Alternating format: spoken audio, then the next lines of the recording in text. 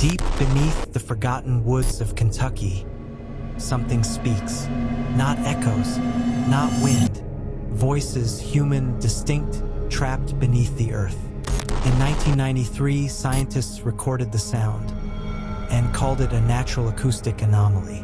But when those tapes resurfaced nearly 30 years later, the voices answered.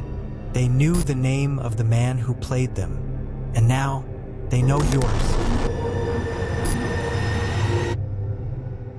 At 2:47 a.m. on March 14, 1993, seismologist David Larsson pressed the stop button on his digital recorder and stared at the waveform display. The graph showed something impossible. Acoustic patterns consistent with human speech, emanating from 47 feet below the surface of an abandoned coal field in Harlan County, Kentucky. "This can't be right," he whispered into his field notes. Archived as document KYO93-047, the patterns repeat. They pause. They respond. 28 years later, a YouTuber named Mark Hanlon would purchase those same recordings at an eBay auction for $42. When he played them back in his studio in Portland, Oregon, the voices did something Larsson never reported in his official findings. They said his name. "This is not a ghost story. This is not folklore. This is a documented anomaly with government suppression, missing evidence, and a digital trail that ends in silence." The place is Hollow Creek, Kentucky.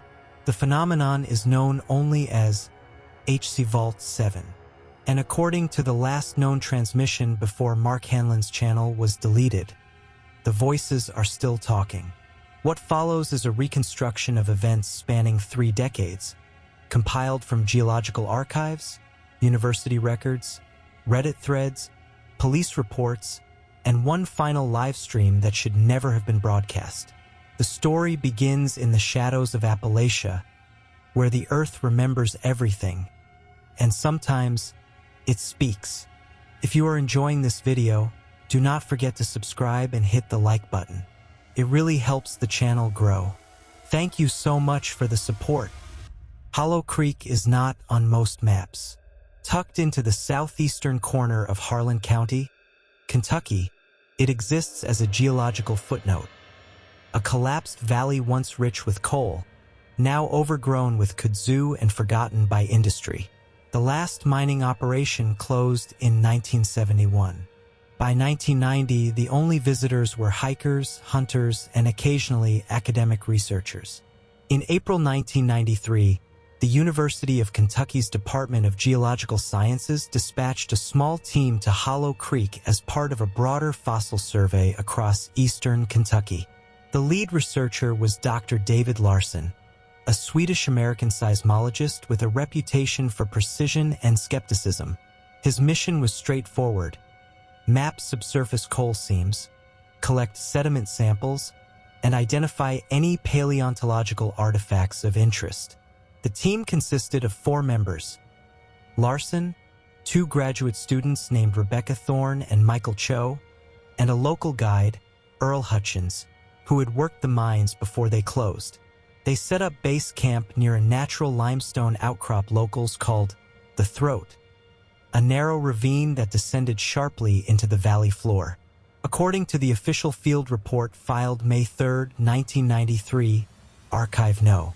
UKY GEO 480, the team deployed seismic sensors and digital audio recorders to measure ground vibrations and detect underground water flow.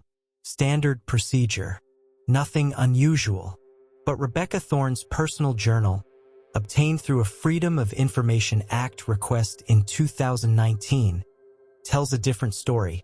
April 9, 1993. Third night at Hollow Creek. Mike and I were reviewing the seismic data when we noticed something odd on the audio playback. At first, we thought it was interference, maybe a radio signal bleeding through. But it wasn't random. It was rhythmic, almost like speech. David dismissed it, said it was probably wind channeling through fissures. Earl didn't say much, but I saw his face. He'd heard it before. The audio files in question were cataloged as Anomaly 93B and stored on DAT tapes, a format common in the early 90s. The recordings captured low-frequency sounds between 80 and 300 Hz, consistent with geological rumbling. But embedded within those frequencies were higher patterns, vocalized pulses that didn't match any known natural phenomenon. On April 12th, Larsson conducted a controlled experiment. He descended into a shallow cave system connected to the throat and placed a recorder at the deepest accessible point, roughly 47 feet below the surface. He left it running for 6 hours. When he retrieved the device, the recording contained 22 minutes of ambient silence, followed by what can only be described as murmuring. Indistinct, layered, but unmistakably human in cadence. Larsson's field notes, scanned and archived by the university library, include this entry: April 12th, 14:32 hours playback complete. Audio contains vocalizations inconsistent with wind, water, or animal origin. Patterns suggest linguistic structure. Recommend acoustic analysis by linguistics department. Note: Earl refuses to return to the site, says the valley talks back. The team left Hollow Creek on April 15th, 2 days ahead of schedule. The official reason cited in their report was equipment malfunction. But according to a later interview with Michael Cho, published in the Appalachian Review in 1997, the truth was far stranger. "We heard it on the last night," Cho said, "not on the recorder. In real time, all of us. It was coming from below the camp. Muffled voices like people talking in another room. Rebecca wanted to keep recording. David wanted to leave. Earl packed his gear without saying a word. We left at dawn." The Anomaly 93B tapes were submitted to the university for further analysis. According to internal memos from May 1993, the tapes were reviewed by Dr. Helena Voss, a phonetics expert, who noted possible vocalization patterns, but concluded the sounds were likely acoustical artifacts caused by underground water cavitation. Case closed, or so it seemed, because in August 1994, the tapes disappeared, along with David Larsson's original field notes, and any reference to Hollow Creek in the university's public geological database. When asked about the missing materials in a 2018 email, a university archivist responded, "No records matching that description exist in our system, but Earl Hutchins remembered." In a 2003 interview with a local Kentucky newspaper, he said, "They sealed it up, poured concrete down the throat, said it was for safety, but I know what they heard. Same thing the miners heard in '69. The valley don't forget." And neither, it seems, did the voices. For 27 years, the Anomaly 93B tapes existed only as rumor. Reddit threads speculated. Paranormal forums referenced them. But no one had heard the actual audio.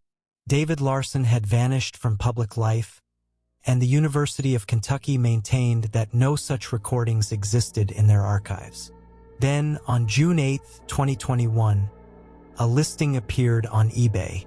The title read, "Vintage DAT Tapes, University Research Audio, 1990s, Unopened." The seller, username Appalachiatic, described the lot as estate sale find, possibly geological or environmental recordings.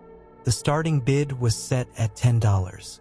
There were no bids for 3 weeks, until Mark Hanlon found it. Hanlon, a 32-year-old audio engineer and content creator from Portland, Oregon, ran a YouTube channel called Beyond Static. His videos focused on audio restoration, mystery sounds, and deep dives into obscure recordings. He had a modest following of around 18,000 subscribers, mostly audiophiles and enthusiasts of the strange. On June 29, 2021, Hanlon purchased the tapes for $42 and documented the unboxing in a video titled Mystery research tapes, what's inside? The package contained 3 DAT tapes in plastic cases, each labeled with handwritten codes HCA01, HCA02, and HCA03. There was also a small index card with typed text, Hollow Creek Anomaly, April 1993, D. Larsson. Hanlon digitized the tapes using professional-grade equipment and uploaded the raw audio to his private server. What he heard made him pause the playback multiple times. "I've been doing this for 7 years," Hanlon said in his follow-up video, posted July 3, 2021. "I've heard wind. I've heard animals. I've heard mechanical interference. This is none of those things. I don't know what this is." The first tape, HCA01, contained ambient cave sounds, dripping water, distant rumbles, the hum of recording equipment. But at the 14-minute mark, something changed. A low murmur began, gradually increasing in volume and clarity. It sounded like overlapping voices, at least 3 distinct tones, speaking in a language that resembled English but was difficult to parse. Hanlon isolated the frequencies and ran the audio through noise reduction software. The result was chilling. "Help us. Down here. Still here." The phrases were fragmented, repeated, layered, but they were unmistakable. Tape HCA02 was even stranger. Recorded in the same location, it contained what appeared to be responses. At several points in the recording, there were long pauses, exactly where a human listener might stop to process sound, followed by vocal replies that seemed to answer unspoken questions. Hanlon conducted an experiment. He played the tape aloud in his studio and spoke into the silence. "Who are you?" On playback, the recording contained his question, followed by a response that wasn't there during the original session. "We are beneath." The voice was not his. It was distant, hollow, and impossibly clear for a 30-year-old recording. Hanlon posted a short clip to Reddit's r/paranormal evidence on July 5, 2021. The thread exploded. Within 48 hours, the post had over 2 million views, 6,000 comments, and was cross-posted to r/unresolved mysteries, r/high strangeness, and r/audio engineering. Theories ranged from acoustic illusions to underground survivors, from radio bleed to deliberate hoaxes. But audio analysts who examined the file confirmed one unsettling detail. The vocal responses appeared on the original DAT recording, not as post-production edits. One user, claiming to be a former University of Kentucky employee, commented, "I worked in the archives from 1998 to 2004. There were sealed boxes labeled Restricted HC Project. We were told never to open them. In 2001, they were removed by a private contractor. No paperwork, no record." On July 12th, Hanlon received an email from an anonymous address.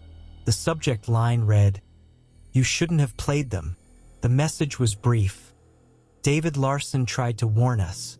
They didn't listen. Don't go there. Don't play them out loud. They respond." Hanlon published the email in a community post. Later that evening, his channel received a copyright strike from an entity listed as Geological Survey Compliance LLC. The strike claimed ownership of the audio content and demanded removal within 48 hours. Hanlon appealed. The strike was upheld. But by then, the files had been downloaded and mirrored across dozens of sites. The voices were out, and according to hundreds of users who played the recordings, the voices were listening. By mid-July 2021, the Hollow Creek recordings had become an internet phenomenon. Reddit threads accumulated tens of thousands of comments. TikTok users posted reaction videos. Podcasts dedicated entire episodes to the mystery. But one question loomed above all others. Were the voices real, or was this an elaborate hoax? Mark Hanlon was determined to find out. On July 18, 2021, he posted a video titled, "I'm going to Hollow Creek." In it, he announced plans to travel to Kentucky, locate the original recording site, and conduct a live audio test using the same equipment David Larsson had used in 1993. "I've been accused of faking this," Hanlon said, facing the camera with visible frustration. "I get it. It sounds impossible. But I'm not a paranormal channel. I'm an audio guy, and this audio doesn't make sense. So I'm going to the source. If it's nothing, I'll prove it. If it's something, you'll hear it live." The video was viewed 1.2 million times in 3 days. Comments ranged from supportive to warning. "Don't do this. The voices aren't trapped. They're waiting. Earl Hutchins was right. The Valley talks back." On July 24th, Hanlon arrived in Harlan County with a cameraman, a sound engineer named Liz Ortega, and portable recording equipment. They hiked into Hollow Creek the following morning, guided by GPS coordinates cross-referenced with Larsson's original field notes, which Hanlon had obtained through a private collector. The throat was still there, a narrow limestone ravine descending into shadow, but the entrance had been sealed. A concrete plug, 6 feet wide and marked with faded yellow caution tape, blocked the deepest section of the cave. "This wasn't here in 1993, Hanlon noted on camera. "Someone sealed this after Larsson's team left. They set up equipment near the sealed entrance and began recording. At first, the audio captured only wind and forest ambience. But at 3:47 p.m., something changed. A low hum began emanating from the ground itself. Not a voice yet, just a resonance like the earth was breathing." Liz placed a contact microphone against the concrete seal. The hum became clearer, rhythmic, pulsing. Hanlon played the original HCA-02 recording aloud through a portable speaker. The hum stopped. Then, from beneath the concrete, a sound. Faint but unmistakable. Tap, tap, tap. 3 deliberate strikes, evenly spaced, as if responding to the broadcast. Hanlon's hands shook as he adjusted the recorder. "Are you hearing this?" Liz nodded, pale. "It's coming from inside the seal." Hanlon leaned toward the microphone. "If you can hear me, tap once." Silence. Then tap. The cameraman, later identified only as Jay, stopped recording and backed away. "We need to leave. Now." But Hanlon pressed on. "How many of you are there?" A pause. Then tap, tap, tap, tap, tap. 5. When were you?" The hum returned, louder now, vibrating through the ground. And within it, layered like a choir, came the voices. "Still here. Help us. Mark." His name, clear, distinct. Hanlon stumbled backward. The recording equipment screeched with feedback. The camera feed glitched, flickering with static before stabilizing. They packed up and left within minutes. That night, back at his hotel in Harlan, Hanlon reviewed the footage. At 4:12 p.m. in the recording, 7 minutes after they had stopped recording and left the site, the audio captured one final phrase, whispered so close to the microphone it sounded like breath against metal. "Come back." Hanlon posted the raw footage on July 27th. The video was titled, "They Knew My Name." It was viewed 4 million times in 24 hours. And then at 11:34 p.m. on July 28th, YouTube removed it for violating community guidelines. No specific reason was provided. Hanlon appealed. The appeal was denied. On July 30th, his entire channel was demonetized. On August 1st, it was terminated. But by then, the footage had been saved, downloaded, and re-uploaded to dozens of mirror sites. And in the comments of every upload, the same questions appeared. Why did they say his name? Who sealed the throat? What did Larsson really find? The answers, it turned out, were about to surface. David Larsson had not been seen in public since 1996. After the disappearance of the Anomaly 93B tapes and the abrupt closure of the Hollow Creek project, he resigned from the University of Kentucky and moved to a rural property outside Lexington. He declined all interview requests, avoided academic conferences, and published no further research. But in 1997, a year after his disappearance from public life, he granted one interview to the Appalachian Review, a small regional journal focused on cultural and geological history. The interview, titled The Seismologist Who Heard Voices, was published in the autumn 1997 issue and largely ignored by mainstream media, until August 2021, when a Reddit user unearthed a scanned PDF and posted it to our /unresolved mysteries. In the interview, Larsson spoke carefully, choosing his words with precision. But between the lines, a darker story emerged.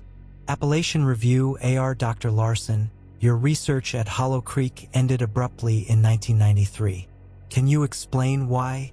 David Larsson, DL, we encountered phenomena that fell outside the scope of standard geological analysis. I recommended further investigation.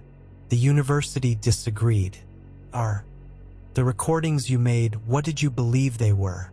DL, I believed, and still believe, that we documented acoustic events originating from a sealed subsurface chamber. Whether those events were natural or something else, cannot say. AR, you used the phrase sealed chamber. Was the cave system naturally sealed? DL, no. It was sealed after we left. I was not informed until later.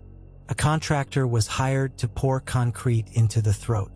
No explanation was provided. AR, do you believe the university was attempting to suppress your findings? DL, I believe someone wanted the site closed permanently. The interview ended there. But in a footnote, the journal's editor noted, Dr. Larsson requested that the following statement be included. If anyone retrieves the recordings, they should not play them aloud in proximity to the source. The phenomenon appears to respond to external stimuli. On August 4, 2021, Mark Hanlon received an email from an address he didn't recognize. The subject line read, I know who you are. I know what you heard. The sender identified himself as David Larsson. The email was brief. Mr. Hanlon, I saw your footage. Those are the same voices I recorded in 1993. You made a mistake by playing them at the site. The phenomenon is not passive. It learns. It mimics. In 1993, it repeated our words. Now it knows your name. Do not return. Do not broadcast again. The throat was sealed for a reason. Hanlon replied immediately, asking for a phone call. Larsson agreed.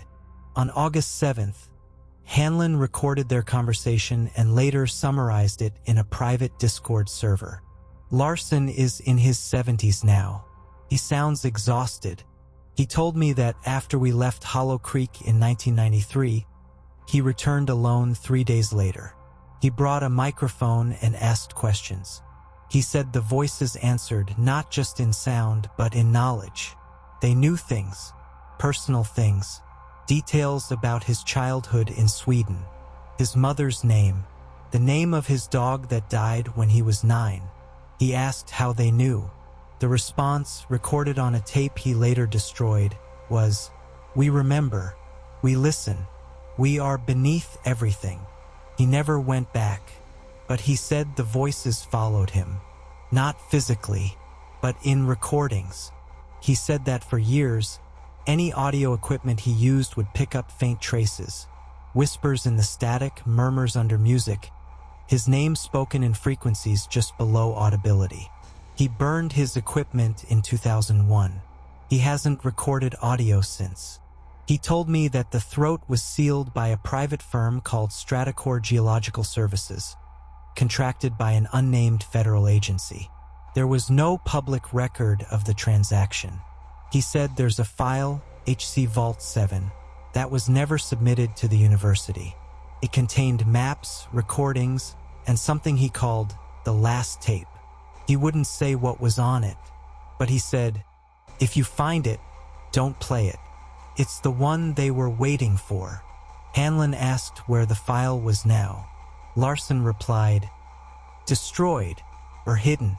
I don't know, but I've spent 30 years trying to forget. You should do the same." On August 9th, Larsson sent one final email. "There's condensation on the seal. I saw it in your footage. That means the chamber is warming. They're not dormant anymore." Hanlon never replied, because the next day he received another message, not from Larsson, from an account with no profile picture, no username, just a string of numbers. The message contained a single audio file, labeled HC Vault 7 Final Transmission. Hanlon downloaded it, but he didn't play it. Not yet. On August 14th, 2021, Mark Hanlon announced a live stream. Not on YouTube, his channel. On August 14th, 2021, Mark Hanlon announced a live stream. Not on YouTube, his channel had been terminated. Instead, he used a third-party platform called Mixler, which specialized in live audio broadcasts. He posted the link on Reddit, Twitter, and Discord. The title of the stream was simple: Playing HC Vault 7, live from Hollow Creek. The decision was controversial. Thousands of comments flooded in, split between fascination and horror. "Don't do this. You're waking something up. Larsson warned you." But Hanlon was resolute. In a pre-stream post, he wrote, "I've spent my life working with audio. I've analyzed, restored, and archived thousands of recordings. I don't believe in curses. I don't believe in hauntings. But I do believe in truth. Whatever is on this file, whatever is beneath Hollow Creek, it deserves to be heard. So I'm going back. I'm playing it, and you're all going to hear it with me." The live stream began at 9:17 p.m. Eastern Standard Time on August 14th. Over 12,000 listeners tuned in. Hanlon and Liz Ortega returned to Hollow Creek. The throat was still sealed, but as Larsson had noted, there was moisture on the concrete. Condensation beating on the surface, as if warmth were radiating from below. Hanlon placed a contact microphone on the seal and connected it to his portable recorder. He set up a second microphone aimed at the surrounding forest. Everything was routed to the live stream. "All right," he said, his voice steady but tense. "This is it. I'm going to play the HC Vault 7 file. I don't know what's on it." Larsson said it was the last recording made at this site. "Whatever happens next, you'll hear it in real time." He pressed play. The file began with static. Then a voice. David Larsson's voice. Younger, steadier. April 15th, 1993. Final test. "I'm placing this recorder at the deepest accessible point of the throat.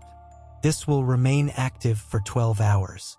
If the phenomenon is responsive, this will be the definitive record." A pause. Then Larsson's voice again. Quieter now, almost a whisper. "To whoever is down there, if you can hear me, who are you?" Silence. 5 seconds. 10. Then the voices. Not muffled, not distant, clear, layered. Dozens of them speaking in unison. "We are beneath. We were here first. We are still here. We will be here when you are gone." The live stream chat exploded. Thousands of messages flooded the screen. But Hanlon's attention was elsewhere, because from beneath the seal something was responding. The hum returned. Deep, resonant, growing louder. Liz grabbed the contact microphone.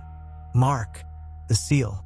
Look, cracks, hairline fractures, spreading across the surface of the concrete. Not from pressure, from heat." The recording continued. Larsson's voice, shaking now. "How many of you are there?" The response was immediate. "Many. We are one. We are the forgotten. We are the buried. We are the ones you sealed away." Hanlon leaned toward the microphone. "This is Mark Hanlon. August 14th, 2021. I'm here. Can you hear me?" The hum stopped. The forest went silent. Then, from the live stream, a sound. Not from the recording. From below the seal. "Mark." His name, spoken in his voice. Liz backed away. "That's not possible. That's not. Mark, come closer." He didn't move. The cracks in the seal widened. Vapor began to seep through. Thick, cold, smelling of earth and decay. "Come down. We've been waiting. You played our song. Now play with us." The live stream feed glitched. Audio distortion, static bursts, and beneath it all, the voices layered, overlapping, chanting in a rhythm that sounded almost like breathing. Hanlon's hands were shaking. "I need to stop the..." "Don't." The word cut through the feed. Clear, commanding, not from the recording, from the live stream itself. Liz grabbed his arm. "We need to go. Now." Hanlon shut down the equipment. The live stream disconnected. But when he reviewed the final seconds of the broadcast later that night, there was something else. At 9:51 p.m., 7 seconds after the feed cut, the audio captured one last phrase. "See you soon, Mark." On August 15th, 2021, Mark Hanlon's Mixlr account was suspended for violating terms of service. The live stream was deleted. All archived recordings were removed. On August 16th, Hanlon's personal website went offline. A cached version shows a single message. "I'm done. Don't go there. Don't play the tapes. They're listening." On August 18th, his Discord account was deleted. On August 19th, David Larsson passed away in his home outside Lexington, Kentucky. The cause of death was listed as cardiac arrest. He was 74. The Hollow Creek recordings remain scattered across the internet. Dozens of mirrors, hundreds of re-uploads. Some claim the files are corrupted. Others say the voices change depending on who listens. One Reddit user, posting under a throwaway account, claimed to have run the audio through a phase inversion filter, a technique that reverses the waveform. They said the result was a new layer of audio previously inaudible. The post included a link. The file has since been taken down, but according to comments, it contained one phrase, repeated over and over in a chorus of voices. "We are coming up." The throat remains sealed. The valley remains silent.